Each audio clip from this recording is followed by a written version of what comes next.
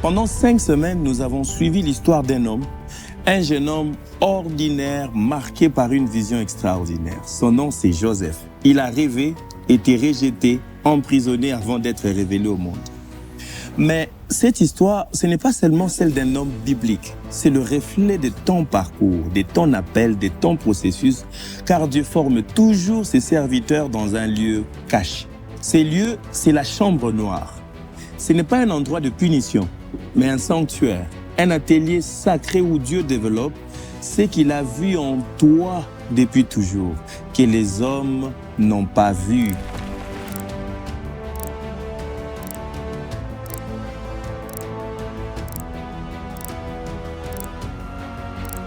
Chaque étape semblait être une fin, mais c'était une formation.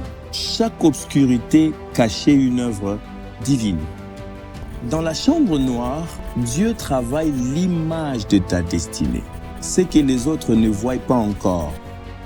Dieu est en train de le révéler en silence. Il utilise les saisons de rejet, de désert, de préparation pour bâtir en toi la stature de Christ.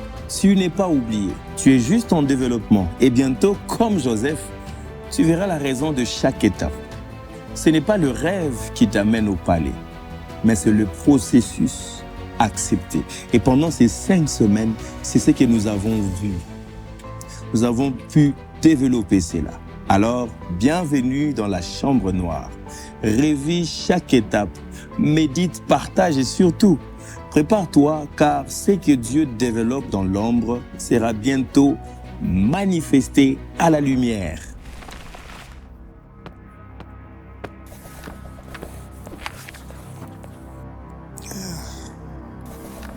Jesus, you are wonderful.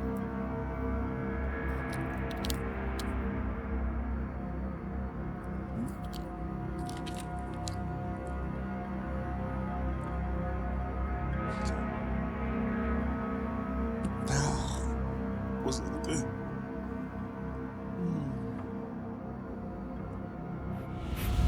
Dans Genèse chapitre 37, la Bible nous montre à partir du verset 5 jusqu'au verset 11 l'histoire de Joseph. L'aventure de Joseph commence. Et ça commence par un rêve, une image céleste, une vision silencieuse, quelque chose que Dieu imprime dans son cœur, il imprime aussi dans ton esprit, avant même que tu comprennes ce que cela signifie. Joseph a rêvé. Il n'a pas inventé son rêve, il n'a pas cherché à rêver, il n'a pas forcé son appel. Dieu a simplement déposé en lui une image de ce qu'il deviendrait. Les rêves n'est pas ton ambition, tu n'inventes pas cela. Les rêves est la révélation de l'intention de Dieu pour ta vie. Mais personne ne l'a compris. Ses frères l'ont rejeté, même son père a été troublé. Vous verrez dans l'histoire, est-ce que nous aussi on va se prosterner? Parce que ce que Dieu te montre en avance dérange souvent ceux qui ne voient que le présent. Le rêve, c'est la graine de ta destinée. Il contient tout, mais ne montre encore rien. Comme une image capturée sur une pellicule, il est réel, mais invisible. Et tant qu'il n'est pas développé, j'insiste, tant qu'il n'est pas développé, il peut être ignoré ou même attaqué. On a vu ça dans la vie de Joseph. Un rêve non développé reste incompris. Un rêve non protégé peut être étouffé. Un rêve exposé trop tôt peut être détruit. C'est pourquoi Dieu ne révèle jamais tout en une fois. Il commence par imprimer avant de développer. Il te donne d'abord la petite chose, plus tu la consommes, elle grandit. Et toi, qu'est-ce que Dieu t'a montré au début de ton parcours? Un appel, une vision, une direction? As-tu protégé ses rêves? Ou l'as-tu abandonné à cause de l'incompréhension? Vous avez vu, Joseph a vécu l'incompréhension et de ses frères et de ses parents. Les rêves révèlent ton appel, ce que Dieu voit en toi, même si personne d'autre ne le voit encore. Joseph aimait de son père, mais il ne savait pas que Joseph avait une grande destinée. Après les rêves, vient le processus. Et la prochaine étape s'appelle la fosse. Voici ce que tu dois retenir. Les rêves n'est pas la destination. c'est l'image de la destination. Et Dieu commence toujours par l'invisible.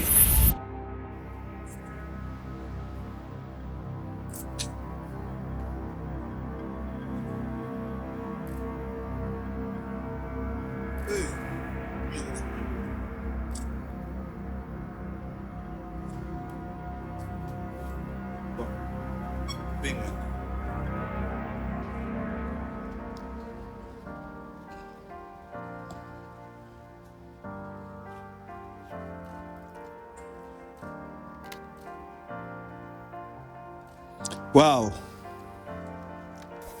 La fosse, quand le rejet devient un processus.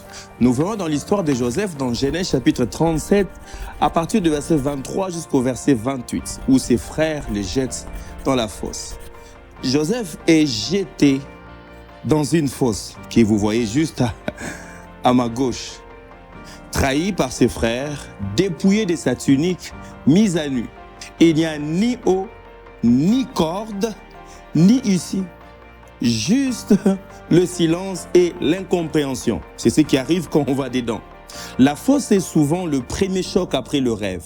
Tu as vu une vision, mais tu te retrouves rejeté. Tu as entendu Dieu, mais les hommes te ferment la porte. Joseph n'est pas tombé dans la fosse par erreur. Il y a été jeté par ses frères. Avant de descendre dans la fosse, Joseph est dépouillé d'abord. On lui enlève sa tunique, son identité visible, ce que les hommes voyaient, ce qui faisait sa fierté, son symbole de faveur. Parce que Dieu enlève parfois ce qui te distingue extérieurement pour révéler ce qu'il a placé profondément en toi. Dans la chambre noire de Dieu, la fosse n'est pas une tombe, c'est un bain. Le premier bain du développement. À l'œil humain, l'image semble disparaître, mais en réalité, elle commence à apparaître. La fosse ne détruit pas l'image. Elle révèle ce que la lumière aurait brûlé trop tôt. Dans la fosse, Dieu parle peu, mais il travaille beaucoup. C'est là que l'orgueil meurt, que la dépendance à Dieu naît, que la foi devient intérieure et la fosse t'apprend à croire sans voir. Et toi, quelle est ta fosse aujourd'hui? Est-ce un rejet, un échec, une humiliation ou une trahison? Ce que tu appelles fin, Dieu l'appelle commencement du développement. C'est dans les moments sombres que Dieu commence à développer ce qu'il a imprimé en toi. La fosse est un passage, pas une destination. Mais après la fosse, vient un autre lieu plus long, plus silencieux, la prison. La fosse ne t'enterre pas, elle t'immerge dans le processus et Dieu n'a pas fini avec toi.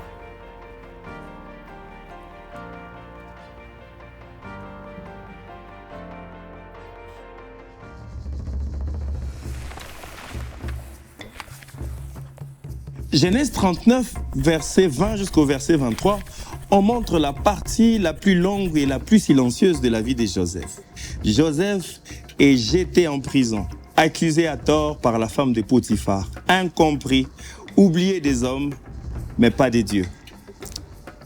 La prison n'est pas une fin, c'est une salle d'attente divine, un atelier de formation intérieure, un lieu de silence, mais aussi de stabilité. Tu n'es pas puni, tu es préparé. Dans les processus photographiques, après avoir révélé l'image, on la plonge dans un bain de fixation. Ces bains empêchent l'image de s'effacer. Il la rend permanente. La prison, c'est ça. Dieu fixe ton caractère, il stabilise ta foi et il ancre ta fidélité. Joseph ne prêche pas en prison. Il ne règne pas encore, mais il sert. Il interprète les rêves des autres. Il reste fidèle dans ce qui semble petit. C'est souvent là, dans l'ombre, que Dieu bâtit les leaders de demain. Quand tu es dans la prison, apprends à servir. Et toi, qu'est-ce que Dieu travaille en toi dans cette saison? Est-ce que tu te sens bloqué, en attente, oublié? Ce n'est peut-être pas une punition, c'est peut-être ton bain de fixation. Dieu prépare en secret ce qu'il veut exposer en public. Il forme ton caractère dans l'obscurité pour que tu ne te déformes pas dans la lumière. Joseph n'a pas seulement attendu, il s'est développé dans la prison. La prison n'est pas la fin, c'est la dernière étape avant l'exposition. La lumière arrive, prépare-toi pour le palais. Si Dieu te cache, c'est pour te fixer. S'il t'attarde, c'est pour t'équiper. Le silence n'est pas l'absence, c'est la précision du travail divin. Le palais, Dieu révèle ce qu'il a formé. Dans Genèse 41, de versets 37 à 44, on voit l'histoire. Après des années d'ombre, Joseph est appelé devant le roi, pas pour rêver, mais pour donner une solution. Ce n'est pas son rêve qu'il a révélé, c'est le caractère qu'il a cultivé dans le secret. Le palais, ce n'est pas le but, c'est la plateforme de la mission. Un lieu de responsabilité, pas seulement de récompense.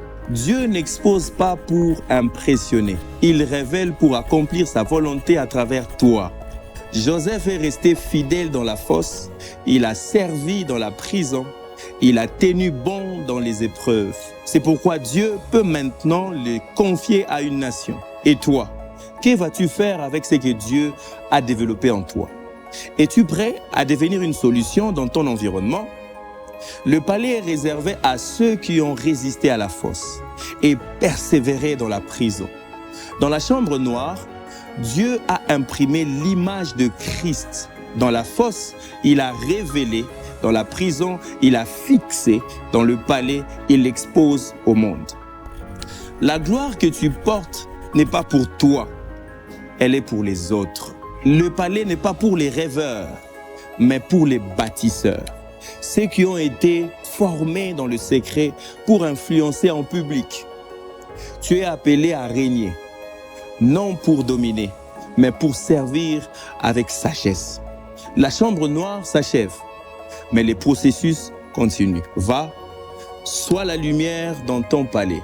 Le palais n'est pas un miracle, c'est une mission. Il n'est pas donné aux parfaits, mais à ceux qui ont été formés. Et ce que Dieu révèle, il a d'abord travaillé dans le silence.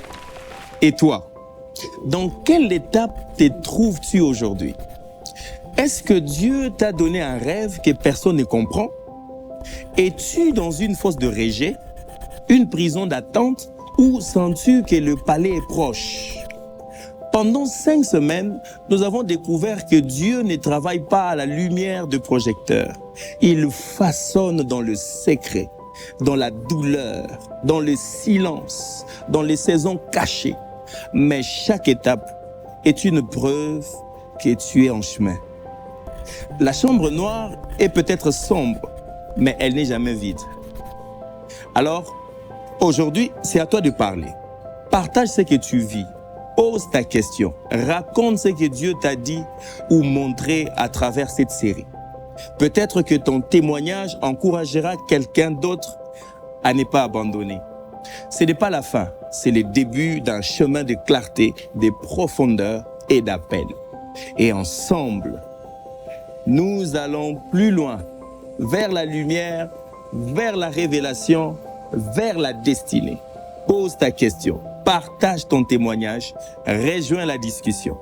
La chambre noire, Dieu forme avant d'élever. Suivez cette série d'enseignements sur la chambre noire sur notre chaîne YouTube.